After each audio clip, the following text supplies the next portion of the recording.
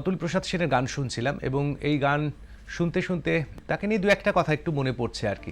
ওই যে বলছিলাম না যে আসলে শিল্পী কবিদের জীবন তো খুব সরল রেখায় চলে না। প্রায় ৫০০-র বেশি গান তিনি রচনা করেছিলেন, কিন্তু তার প্রায় শেষ জীবনে একটা খুব আর্থিক সংকট এবং খুব পারিবারিক একটা খারাপ অবস্থার মধ্যে দিয়ে তিনি যাচ্ছিলেন। সে কারণে তার পক্ষে রচনাগুলো প্রকাশ করা সম্ভব হয়নি। তখন কিন্তু এগিয়ে এসছেন এই বাংলার বিখ্যাত বিখ্যাত মানুষজন এবং তার এই যে কাব্যগ্রন্থ, কবিতা, গান এগুলোকে তারা গ্রন্থের আকারে কিন্তু তারা প্রকাশ করার জন্য এগিয়ে এসছেন। তো এইভাবেই তারা রয়ে গেছেন আমাদের মধ্যে।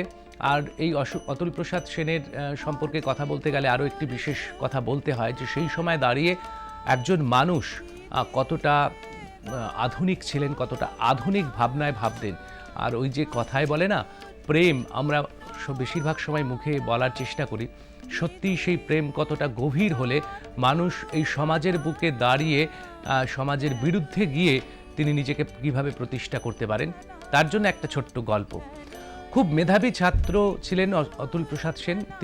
তিনি 1890 সালে তিনি প্রেসিডেন্সিতে তিনি তখন ভর্তি হয়। তখন তো বিশ্ববিদ্যালয় ছিল না, কলেজে মাত্র 2 বছর অধ্যয়ন করেন এবং 1892 সালে তিনি চলে যান লন্ডনে এবং সেখানে তিনি আইন বিষয় নিয়ে পড়াশুনো করার জন্য, ব্যারিস্টার হওয়ার জন্য তিনি চলে যান লন্ডনে।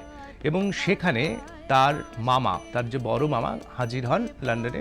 তার কিছুদিন, কয়েক বছর বাদে তার বড় মামা হাজির হন তার কন্যাকে নিয়ে, হেমকুসুম, এবং তার বড় মামার নাম ছিল কৃষ্ণ গোবিন্দ গুপ্ত। এই দুজন তারা হাজির হন লন্ডনে। সেই লন্ডনে তার মামাতো বোনের প্রেমে পড়ে যান অতুল প্রসাদ সেন এবং সেই প্রেম এত গভীর হয় যে তারা সিদ্ধান্ত নেয় বিয়ে করবেন। কিন্তু ভারতবর্ষের আইন হিসেবে সেটা স্বীকৃত ছিল না, এমনকি লন্ডনেও ছিল না।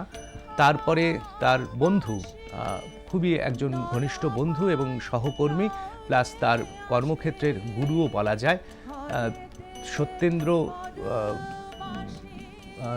সিংহ ছিলেন তার নাম, সত্যেন্দ্র প্রসন্ন সিংহ ছিল তার নাম। তার পরামর্শে তারা স্কটল্যান্ড চলে যান এবং স্কটল্যান্ডে এই বিয়ে আইনত বৈধ ছিল এবং তারা বিবাহ করেন এবং তারপর তারা সংসারী জীবন শুরু করেন। ফলে সমাজ মেনে নেয়নি, আত্মীয় স্বজন কেউ মেনে নেয়নি, কিন্তু এর বিরুদ্ধে দাঁড়িয়ে একজন কবি পারেন তার প্রেমকে স্বীকৃতি দিতে এভাবে। তাই কবিদের জীবন খুব সহজ হয় না, সরল হয় না। কবি বলে নয়, যে কোনো শিল্পীর জীবনই খুব সহজ হয় না, তাদের জীবনে অনেক ওঠানামা থাকে, আর থাকে বলেই তারা জীবনকে হয়তো অন্য একটা দিক থেকে দেখতে পারেন, তার মূল্যায়ন করতে পারেন।